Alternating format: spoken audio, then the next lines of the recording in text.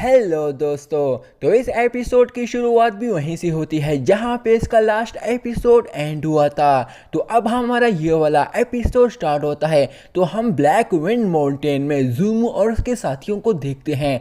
तभी यूनटियान भागते हुए उनके पास पहुंच जाता है। ज़ूमू उसे पूछता है कि तुमने वो लेटर उसे पहुंचा दिया या नहीं। जिस पर यूनटियान उसे जवाब देता है कि हाँ बॉस, काम हो गया, आप परेशान ना हो। जिस पर ज़ूमू गुस्से के साथ कहता है कि एक बार इस यांग के बच्चे को आने दो, देखना मैं आज कैसे इसकी कुत्ते जैसी पिटाई करता हूँ। सेट के अंदर मैं रूल्स को फॉलो कर रहा था, इस वजह से उसे कुछ भी नहीं कह पा रहा था, मगर यहाँ यांग को मैं अपनी असली ताकत दिखाऊंगा।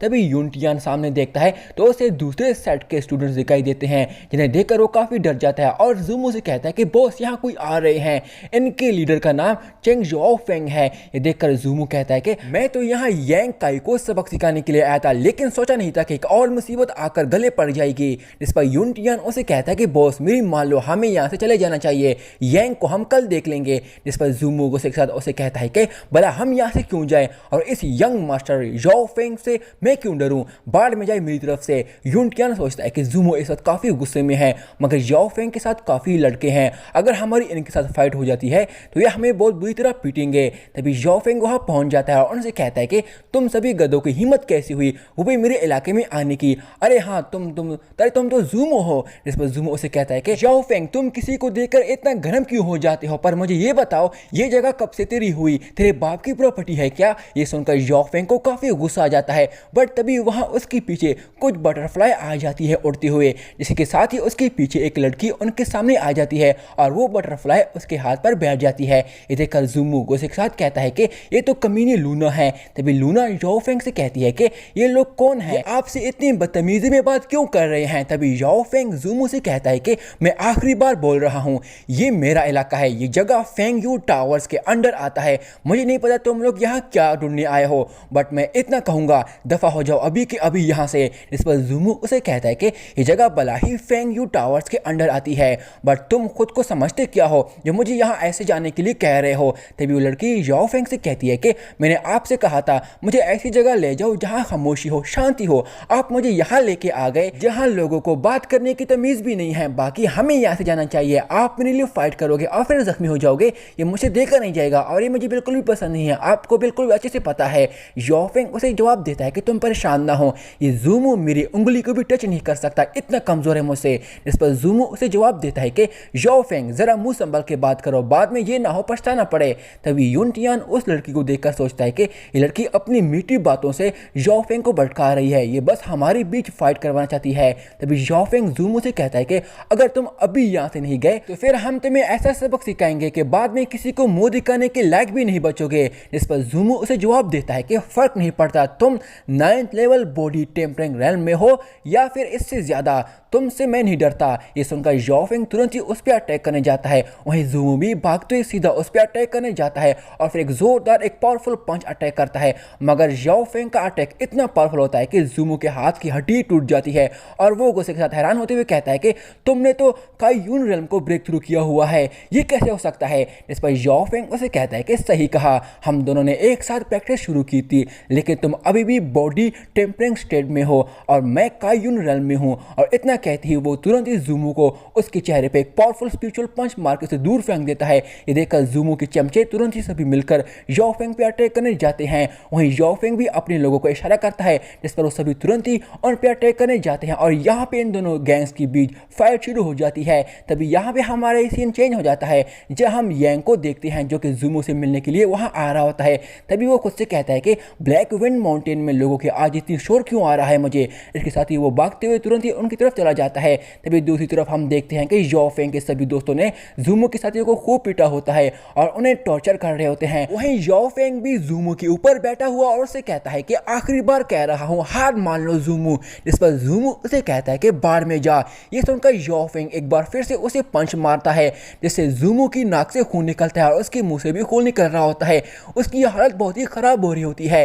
तभी दूसरी तरफ ये यांग देखकर खुद से कहता है कि आखिर ये कौन है जो ज़ूमू को इतनी बेरहमी के साथ मार रहा है। दूसरी तरफ ज़ाओफेंग ज़ूमू के चेहरे पे नॉन स्टॉप पंचेस के अटैक कर रहा होता है, पर ज़ूमू फिर भी हार नहीं मान रहा होता है। ये देखकर यांग खुद से कहता है कि ज़ूमू में वाकई में दम तो है, काफ़ी स्ट्रॉन्ग है, मैं बस उसे हल्के में ले रहा था। तभी याओ फेंग दोबारा से उसे मारना शुरू हो जाता है, लेकिन तभी लूना उसे रोकते हुए कहती है कि बस करो, मुझे लगता है इतना काफ़ी है आज के लिए, आज के बाद से ये दोबारा कभी भी ये तुमसे पंगा लेने की हिम्मत भी नहीं करेगा। इस पर याओ फेंग ज़ूमू से कहता है कि मिस लूना की वजह से मैं तुम्हें आज छोड़ रहा हूँ, वरना मैं आज तेरी जान लेकर ही दम लेता। जिस पर ज़ूमू उसे कहता है कि याओ फेंग, अगर तेरे में हिम्मत है तो मुझे जान से मार के देगा, इस 2 टके की औरत को बीच में मत लाओ, ये कहकर मैं छोड़ रहा हूँ, बाढ़ में जाइए मेरी तरफ से। जिस पर याओ फेंग गुस्से के साथ कहता है कि तुम्हारी हिम्मत कैसे हुई इस गंदी जुबान से मिस लूना के बारे में इतनी बुरी बातें करने की। इसके साथ ही वो दोबारा से ज़ूमू को पीटना शुरू कर देता है। ये देखकर यांग को गुस्सा आ जाता है और फिर तुरंत ही उनके पास जाकर याओ फेंग के अगले पंच अटैक को रोक देता है और फिर उसे लात मार के दूर फेंक देता है। पर तभी याओ फेंग उसे कहता है कि अब तुम कहां से आ गए और कौन हो तुम, और मेरे काम में टांग अड़ाने की हिम्मत भी कैसी की तुमने। वहीं ज़ूमू की हालत काफ़ी ख़राब हो रही होती है, वो बड़ी मुश्किल से हिम्मत करते हुए उठकर देखता है तो ये यांग होता है। वहीं लूना हंसते हुए याओ फेंग से कहती है कि ज़रा देखो तो सही, सभी ने लिंग ज़ो पवेलियन का सूट पहने हैं, मगर इसे देख के लगता है कि ये बेचारा इनका कोई ट्रायल डिसेबल है। जिस पर याओ फेंग गुस्सा होकर कहता है कि एक 2 टके का ट्रायल डिसेबल होकर मेरे काम में टांग अड़ाने की हिम्मत कैसे की तूने, क्या तुमने देखा नहीं मैंने तुम्हारे ज़ूमू की हालत क्या कर दी। इसके साथ ही वो अपने साथियों को यांग पे अटैक करने का इशारा कर देता है।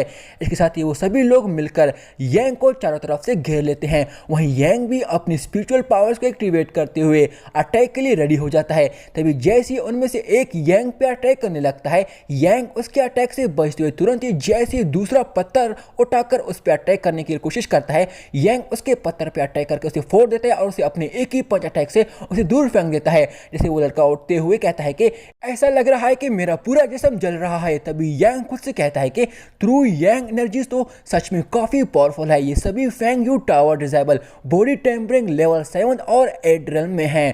तभी याओ फेंग अपने साथियों से कहता है कि क्या इस 2 टके के ट्रायल डिसेबल को भी अब मैं मारूंगा, उठो इसे मारो। जिसके साथ ही वो सभी दोबारा से एक साथ यांग पे अटैक करने जाते हैं और सभी एक साथ यांग को पकड़कर उसे पीटने लगते हैं।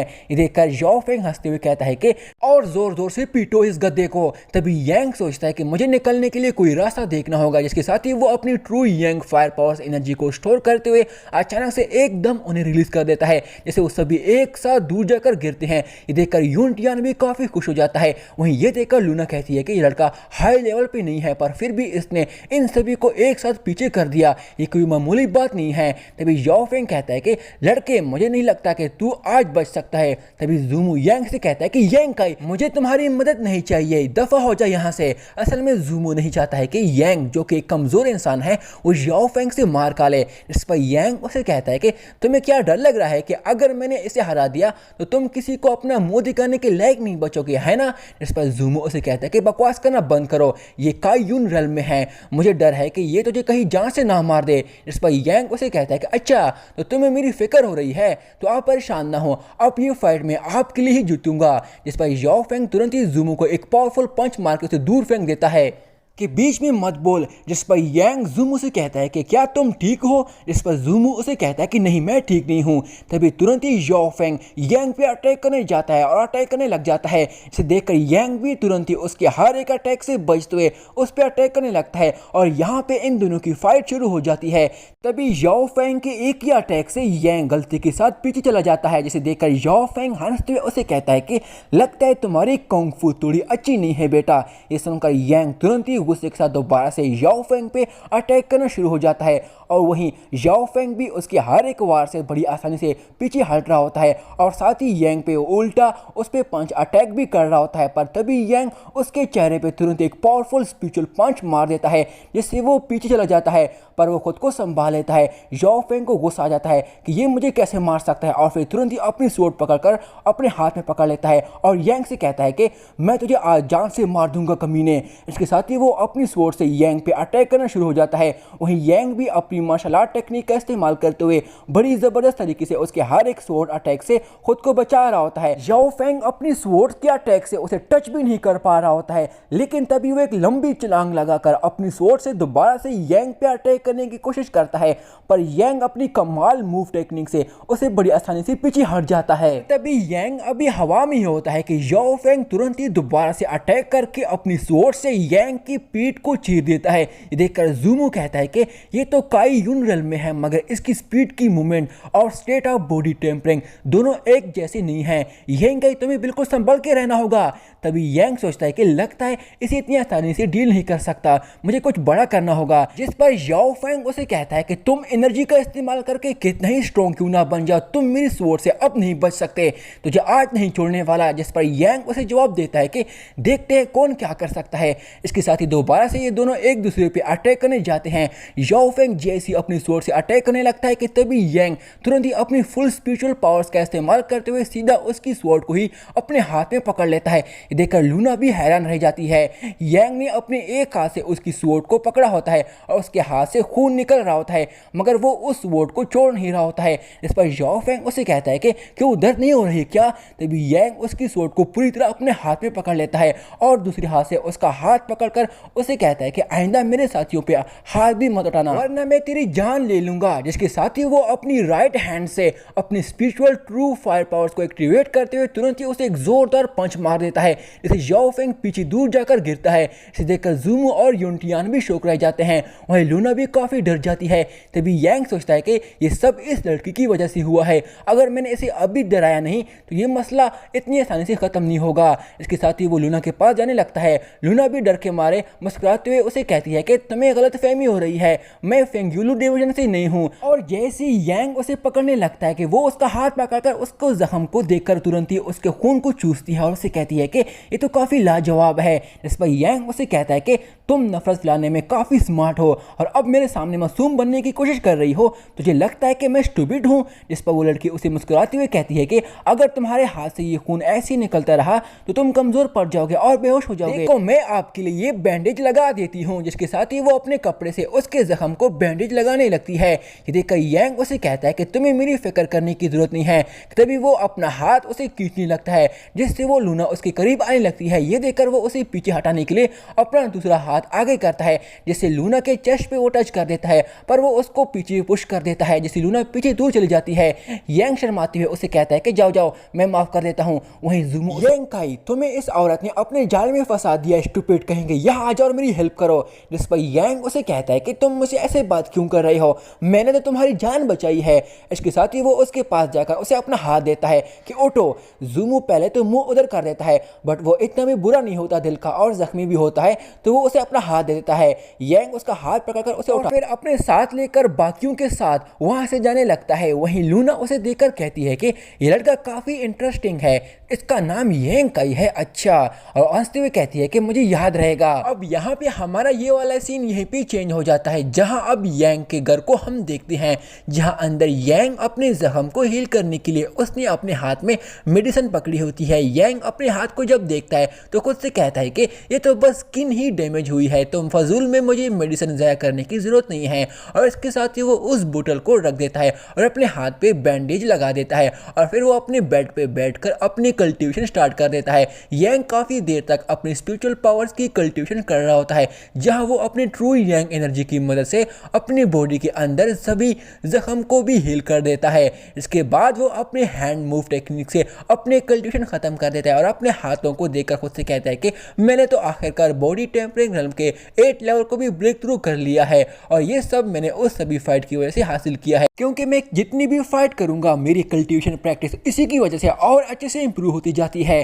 पर तभी वो देखता है कि ये तो काफ़ी रात हो गई है, इसलिए वो सोने के लिए इरादा कर लेता है। इसके साथ ही यहाँ पे हमारा ये सीन चेंज हो जाता है, जहाँ अगली सुबह हम यांग को देखते हैं जो कि बैटल अरीना फील्ड में सफाई कर रहा होता है। तभी ज़ूमो और उसके साथी उसके पास आ जाते हैं। ये देखकर यांग तुरंत ही अपना झाड़ू उठाकर तुरंत ही ज़ूमो की तरफ पॉइंट कर देता है और उसे कहता है कि ज़ूमो अभी भी तुम बाज नहीं आए है ना, और दोबारा मुझे तंग करने के लिए चले आ गए। इस पर ज़ूमो उसे कहता है कि अरे नहीं नहीं ऐसा कुछ भी नहीं है। इसके साथ ही वो अपने साथी से वाइन की 2 जार के बोतल उसे पकड़कर उनमें से एक यांग की स्टिक पे रख देता है, जिस पर यांग उसे पूछता है कि ये किसके लिए। तभी ज़ूमो बिना कुछ बोले उसे पीकर उसे दिखाता है और फिर उसे लेने के लिए उसे कहता है, जिस पर यांग उसे लेकर अपने पास लाकर उसे स्मेल करता है और उस खुशबू को स्मेल करके उसे कहता है कि ये क्या दोस्ती करना चाहते हो। जिसके साथ ही ज़ूमू के दोनों साथी उन्हें चीयर करने लगते हैं कि पियो पियो पियो। इसके साथ ही यांग और ज़ूमू दोनों एक साथ पीने लगते हैं, जहां बाकी दोनों उसे चीयर कर रहे होते हैं। तभी वो दोनों पीने के बाद उसे ज़मीन पर फटक के उसे फोड़ देते हैं। तभी टेम्पल से आवाज़ आती है कि दिन के टाइम पी रहे हो, इसे तुम लोगों ने फैमिली की परंपरा को नुकसान पहुंचाया है। तुम हर एक के 5-5 सिल्वर कॉइन्स तुम्हारे सैलरी से काटे जाएंगे। ये सुनकर वो सभी तुरंत ही वहां से डर के मारे वहां से भाग जाते हैं। तभी वो पर्सन उनके पीछे भाग के आता है, लेकिन तब तक वो सभी वहां से भाग चुके होते हैं। वो भी उनके पीछे भागता है, लेकिन तभी उसका पैर वहीं पे फिसल जाता है और वो नीचे गिर जाता है। इसके साथ ही यहाँ पे हमारा ये सीन चेंज हो जाता है, जहाँ अब हम पहली बार यांग और ज़ूमू को अकेले एक साथ देखते हैं। ज़ूमू उसे कहता है कि सीनियर ब्रदर यांग, तुमने मेरी जान क्यों बचाई। जिस पर यांग उसे कहता है कि तुम मुझे हमेशा सीनियर ब्रदर कहते हो, तो मेरा फर्ज बनता है कि फिर मुझे भी एक बड़े भाई की तरह तुम्हारा ख्याल रखना चाहिए, वरना तुम मुझसे इतने हैंडसम हो के मेरा दिल नहीं करता तुम्हारी कोई मदद करूं।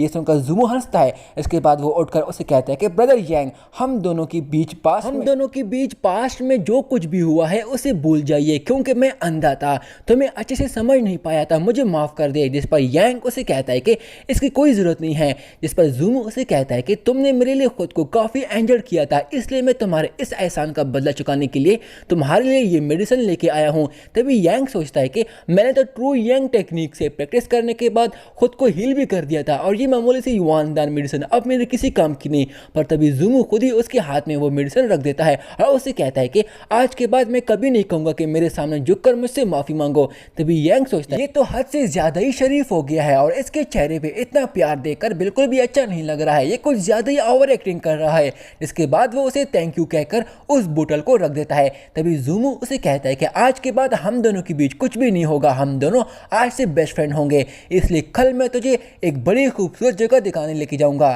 जिस पर यांग उसे कहता है कि अच्छा, तो तुम मुझे वन हुआ बिल्डिंग लेके जाना चाहते हो, जहाँ बहुत सी खूबसूरत लड़कियाँ पैसों में ही मिल जाती है ना। पर माफ़ करना, मैं एक सीरियस पर्सन हूँ, मुझे ऐसे काम नहीं पसंद। इसके साथ ही वो उठकर वहाँ से जाने लगता है। जिस पर ज़ूमू उसे कहता है कि अरे नहीं, मैं भी वहाँ नहीं जाना चाहता, क्योंकि मेरी सिस्टर को अगर पता चला तो वो मेरी जान ले लेगी। इसके साथ ही वो उठकर उसके पास जाकर उसे कहता है कि परेशान ना हो, मैं किसी और जगह की बात कर रहा हूँ जो कि सच में बहुत ही खूबसूरत है, जब देखोगे तुम्हारे अंदर भी प्यार की आवाज़ जाग उठेगी। जिस पर यांग उसे कहता है कि तुम इतने रोमांटिक कब से हुए हो, ऐसा कभी तुम्हारे मुंह से पहले कभी नहीं सुना।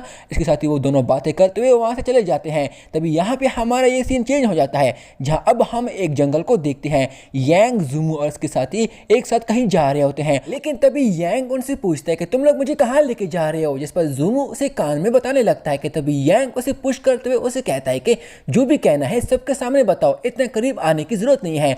अब इससे ज़ूमू को गुस्सा आ जाता है, पर तभी वो ज़्यादा रिएक्ट नहीं करता और उसे कहता है कि ब्रदर यांग, आगे ट्रेड मार्केट आने वाला है, ये मार्केट हमारे लिंगजाओ पवेलियन और फेंगयू टावर का है। वहाँ एक ऐसी बिल्डिंग भी है जहाँ ब्लडी बैटल की तीनों फैमिलीज के डिसेबल बैठकर वहाँ आपस में बिजनेस करते हैं और अपना कल्टिवेशन भी वहाँ बैठकर करते हैं। और इस मार्केट में तीनों फैमिलीज के लोगों ने अपनी अपनी दुकानें बना रखी हैं, जहाँ ये लोग खूब बिजनेस करते हैं और खूब पैसा कमाते हैं। जिस पर यून टियान उसे कहता है कि वहाँ इस मार्केट में तुम्हें खरीदने के लिए बहुत ही खूबसूरत चीज़ें देखने को मिलेगी। पिछली बार मिस्टर ज़ूमू जब गया था तो उसने काफ़ी सारा पैसा लगाया था, मैंने तो टियान यूनो फ्रूट खरीदे थे। जिस पर ज़ूमू उसे कहता है कि ये तो कुछ भी नहीं था, वहाँ तो मैंने earth level low grade special fruit भी लिए थे, लेकिन मेरे ग्रैंडपा के गार्डन में इनसे भी अच्छे अच्छे स्पिरिचुअल फ्रूट्स मिल जाएंगे, क्योंकि वो इनके प्लांट्स भी यहाँ से तो खरीदते हैं। जिस पर जाओ कहता है कि मिस्टर ज़ूमू के ग्रैंडपा के बारे में हमें किसी को भी कुछ भी नहीं पता, लेकिन लिंगजाओ पवेलियन के सेकंड एल्डर का पता है, जो कि काफ़ी कूल है, और वही तो ज़ूमू का ग्रैंडपा है यार। जिस पर यून टियान कहता है कि उसकी कल्टिवेशन का कोई मिसाल नहीं है, वो एक पावरफुल इंसान है। जिस पर यांग ज़ूमू से पूछता है कि भाई, हमारे लिंगजाओ पवेलियन में कोई 11th एल्डर है क्या। जिस पर ज़ूमू उसे कहता है कि भाई, तुम तो अच्छा मजाक कर लेते हो। जिस पर जाओ उसे कहता है कि हमारे लिंगजाओ पवेलियन में लीडर को छोड़कर टोटल 5 एल्डर ही है, ये 11 कहाँ से आ गए। जिस पर ज़ूमू उसे कहता है कि मैंने सुना है वो लीडर इमॉर्टल असेंडिंग रेल्म के पीक लेवल पे हैं, उसने ऑलमोस्ट सभी ब्रेक थ्रू किया हुआ है। ये सुनकर यांग उसे कहता है कि वो इमॉर्टल असेंडिंग रेल्म में है।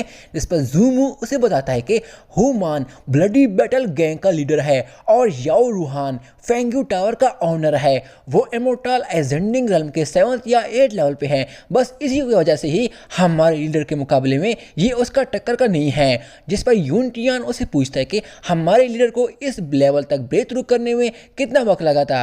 ये सुनकर ज़ूमू उसे कहता है कि लोग कहते हैं कि उसे तकरीबन 10 साल से ज़्यादा वक्त लगा था, लेकिन ये सुनकर वो सभी पूरी तरह शॉक हो जाते हैं। इस पर ज़ाओ हैरान होते हुए उसे कहता है कि तो फिर उसके बाद आज तक इसने आगे दोबारा कभी ब्रेक थ्रू क्यों नहीं किया। इस पर ज़ूमू उसे कहता है कि मुझे ये नहीं पता, पर इसके पीछे मेरे पास एक राज है। तो ये बात बताने से पहले तुम तीनों को एक बात बता दूं, ये हमारे बीच ही रहना चाहिए, ये बात किसी और को मत बताना, वरना हमारे लिए एक और बड़ी मुसीबत पैदा हो जाएगी। इस पर तीनों उसे कहते हैं कि हम समझ गए, किसी को नहीं बताएंगे। जिसके साथ ही वो उन तीनों को अपने पास बुलाकर उन्हें कहानी बताता है कि आज से 10 साल पहले हमारे लिंगजाओ पवेलियन में बहुत कुछ हुआ था। कहा जाता है कि मास्टर ने अपने पूरी जिंदगी में सिर्फ 2 ही लड़कों को अपना डिसेबल एक्सेप्ट किया था। वो दोनों काफ़ी ज़्यादा टैलेंटेड थे, उन दोनों का माइंडसेट अलग था, तो मास्टर भी उन्हें उस हिसाब से दोनों को अलग अलग तरीके से ट्रेन करता था और उसी हिसाब से मेथड के टेक्निक भी सिखाता था। दोनों में से एक सीनियर था और एक जूनियर था, लेकिन जूनियर वाले को लगता था कि मास्टर को सीनियर स्टूडेंट ज़्यादा पसंद है और वो उसका ख्याल बहुत ही ज़्यादा रखता है और मुझसे ज़्यादा वो उसे सिखाता रहता है। उसके ये जेलसी नफरत में तब्दील हो गई, उसने इवल प्रैक्टिस स्टार्ट कर दी और कम वक्त में ही उस जूनियर डिसेबल ने इवल स्पिरिट को पूरी तरह प्रोसेस कर दिया, उसका गुलाम बन गया था, जिसकी वजह से उसने अपना कंट्रोल खो दिया और एक रात मौका देखकर उसने सीनियर स्टूडेंट की जान ले ली। मास्टर को जब खबर हुई तो वो तुरंत ही उसे बचाने के लिए आ गया था, लेकिन तब तक देर हो चुकी थी, उसने अपना काम कर दिया था। इससे पहले कि मास्टर उस पर अटैक करके अपना बदला लेता, वो तुरंत ही उससे बचकर वहां से भाग गया था। मास्टर ने अपने सीनियर स्टूडेंट की मौत अपनी आंखों के सामने देखी थी, जूनियर स्टूडेंट उसके हाथ से बचकर भाग चुका था, जिसकी वजह से वो काफ़ी ज़्यादा गुस्सा हो गया था और उस थी मास्टर की दाढ़ी और उसके बाल वाइट हो गए थे। इस पर यूनिटियन उसे पूछता है कि इसके बाद क्या हुआ था। इस पर ज़ूमू उन्हें बताता है कि कुछ सालों के बाद मास्टर ने उस जूनियर स्टूडेंट को पकड़ लिया था, उसे ड्रैगन स्ट्रीम में सील कर दिया। ये सुनकर यांग को याद आ जाता है कि वो 11th एल्डर तब उस ड्रैगन स्ट्रीम में किसी को देखने के लिए आया था, तब उसने यही बात की थी। तो इसका मतलब जिस मास्टर ने जिस जूनियर डिसेबल को ड्रैगन स्ट्रीम में सील करके रखा है वो यही 11th एल्डर है और वो ही उसे वहाँ चेक करने के लिए आता है कि कहीं कोई उसे बचाने तो नहीं आया। तब उसने मुझे देखकर ज़रूर यही सोचा होगा, क्योंकि वो एल्डर उस स्टूडेंट को पूरी ज़िंदगी उस ड्रैगन स्ट्रीम में ही सजाए मौत देना चाहता है। पर तभी ज़ूमू उसे कहता है कि उसके बाद से एल्डर के बारे में किसी ने आज तक ना कुछ सुना है और ना कभी उसने कभी ब्रेक थ्रू किया है और ना कभी कर पाया। तभी आवाज़ आती है कि मार्केट ओपन हो गया, जिसे सुनकर ज़ूमू उन सभी से कहता है कि चलो चलो चलते हैं यहाँ से। तभी यहाँ पे हमारा ये सीन चेंज हो जाता है, जहाँ अब हम उस मार्केट को देखते हैं। यांग उस जगह को देखकर ज़ूमू से कहता है कि ये जगह तो बहुत ही खूबसूरत है, जिस पर ज़ूमू उसे जवाब देता है कि वो तो होगा ही, क्योंकि तीनों सेट्स के सभी मास्टर इसका अच्छे से ख्याल रखते हैं, कुछ भी गड़बड़ नहीं होने देते, ये बिल्कुल सेफ है। इसके साथ ही वो इशारा करते हुए उसे कहता है कि तुम्हें क्या वो कोर्ट यार्ड नजर आ रहा है। यांग उसकी तरफ देखता है और ज़ूमू उसे कहता है कि ये वही वो बिल्डिंग है जहाँ हमारे लिंगजाओ पवेलियन के डिसेबल बैठते हैं, मेरी बहन भी वहाँ बैठती है और वो भी बैठी होगी। जिस पर यांग उसे कहता है कि तुम्हारी बहन। इस पर ज़ूमू उसे कहता है कि मैं पहली वार्निंग दे रहा हूँ यांग, मेरी सिस्टर के साथ कोई पंगा मत लेना और ना ही ज़्यादा मत उसे घूरना। जिस पर यांग उसे कहता है कि परेशान ना हो, मैं तुझ में ज़्यादा इंटरेस्टेड हूँ भाई। इस पर ज़ूमू उसे कहता है कि बकवास मत करो, तुम तो उसे देखते ही फ्लैट हो जाओगे, मुझे यकीन है कि तुम्हारे होश उड़ जाएंगे। जिस पर यांग उसे कहता है कि तुम्हारी बहन काफ़ी पावरफुल है, ये तो मानना पड़ेगा। इस पर ज़ूमू उसे कहता है कि वो तो है ही, क्योंकि सिर्फ एक वो ही है जो कि ट्रू एलिमेंट रेलम के 3rd लेवल पे है। जिस पर यांग उसे कहता है कि तुम्हारी बहन तो काफ़ी पावरफुल है, तो तुम अभी तक बॉडी टेम्परिंग रेलम के अभी तक क्यों हो। जिस पर ज़ूमू उसे कहता है कि वो इसलिए क्योंकि प्रैक्टिस में मैं अच्छे से ध्यान नहीं देता, अगर मैं अच्छे से ध्यान देना शुरू कर दूं तो मैं कितने कम वक्त में किस हाई लेवल तक ब्रेक थ्रू कर लूं ये कोई सोच भी नहीं सकता। खैर चलो, अब मैं अभी अपने सिस्टर से तुम लोगों को मिलाता हूँ। तभी यूनिटियन उसे कहता है, उसका पूरा नाम जू येनजी येन है। इसके साथ यहाँ पे हमारा ये सीन चेंज हो जाता है और हम उसी बिल्डिंग को देखते हैं जहाँ वो सभी पहुँच जाते हैं। वहीं उस बिल्डिंग के अंदर से पियानो की आवाज़ आ रही होती है। इसे सुनकर यांग खुद से कहता है कि ये लड़की कितनी खूबसूरत तरीके से पियानो बजा रही है, मार्शल आर्ट के साथ ये इसमें भी काफ़ी टैलेंटेड है। तभी ज़ूमू दरवाजे के पास जाकर जोर से कहता है कि सिस्टर, मैं यहाँ आपसे मिलने आया हूँ। और जैसे अंदर जाने के लिए दरवाज़ा खोलता है, सामने हम उस लड़की को देखते हैं जो कि ज़ूमो की सिस्टर होती है, जो कि बैठकर पियानो बजा रही होती है, जिसे देखकर यांग हैरान होते हुए कहता है कि ये ज़ूमो की सिस्टर है। पर तभी ज़ूमो जैसे अंदर पैर रखता है कि तभी वो अपनी आइस पावर्स रिलीज करते हुए उसकी मदद से ज़ूमो को वहां से बाहर दूर फेंक देती है। ये देखकर यांग खुद से कहता है कि ये सिर्फ पियानो स्किल में ही लाजवाब नहीं, बल्कि उसकी मार्शल आर्ट इतना ज़बरदस्त है कि उसे देखकर लगता है कि ये रियल में वाकई में कोड डिजाइबल है। तभी अंदर से उसकी आवाज़ आती है और ज़ूमो से कहती है कि जानते हो मैंने तुम्हें बाहर क्यों किया। इस पर ज़ूमो से जवाब देता है कि क्योंकि मैंने किसी से बहुत बुरी तरह मार खाई है।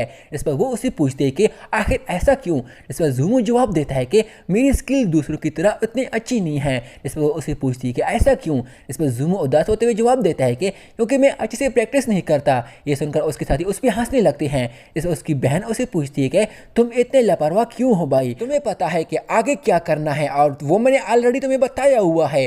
अगर वैसे नहीं किया तो इस बार इससे भी बुरा हाल करूंगी जिस पर तुमने सोचा भी नहीं होगा। इस पर ज़ूमो उसे कहता है कि जी मैं जानता हूँ। जिस पर उसकी बहन उसे कहती है कि इसे याद रखना, अगर फ्यूचर में मुझे ऐसा कुछ सुनने को दोबारा मिल गया, चाहे सामने वाला कोई भी क्यों ना हो, और तुमने उसे मार खाई, तो मैं अपने हाथों से उससे भी ज़्यादा तुम्हें पीटूंगा। तभी ज़ूमो उसे कहता है कि सिस्टर मैं वादा करता हूँ मैं सख्त मेहनत करूंगा, आप मुझे जैसा देखना चाहती हो वैसा बन के दिखाऊंगा। तभी उसकी बहन यांग से पूछती है कि अच्छा तो वो आप है जिसने याओ फेंग को हराया है। जिस पर यांग उसे जवाब देता है कि जी सीनियर वो मैं था। जिस पर वो उसे कहती है कि ज़ूमो को अपने साथ रखा करो और उससे भी समझाया करो, कुछ उससे भी अपने स्किल उसे सिखाओ ताकि ये भी कुछ अच्छा बन जाए। इस पर यांग उसे कहता है कि जी सीनियर आप परेशान ना हो, मैं समझ गया हूँ। जिस पर वो उसे कहती है कि आप भी किसी से कम नहीं हो, मैं आप दोनों पे नजर रखूंगी, अगर कुछ गड़बड़ की तो दोनों की खूब पिटाई करूंगी मैं। ये सुनकर बाकी दोनों उस पर हंसने लगते हैं। इस पर वो उनसे कहती है कि ज़्यादा हंसो मत और दफ़ा हो जाओ यहाँ से निकम्मो कहीं के, मुझे प्रैक्टिस करनी है। इस पर ज़ूमो यांग से कहता है कि मेरी सिस्टर दिल की बहुत ही अच्छी है, उसकी बातों पे ज़्यादा मत जाओ, वो बस थोड़ी नाराज़ है मुझसे। इसके साथ ही वो सभी वहाँ से चले जाते हैं और यहीं पे दोस्तों हमारा ये वाला एपिसोड यहीं पे एंड हो जाता है। दोस्तों ये वाला एपिसोड ज़रा बराबर भी अच्छा लगा है तो मेरे इस चैनल को सब्सक्राइब करके इस वीडियो को लाइक कर देना, शुक्रिया।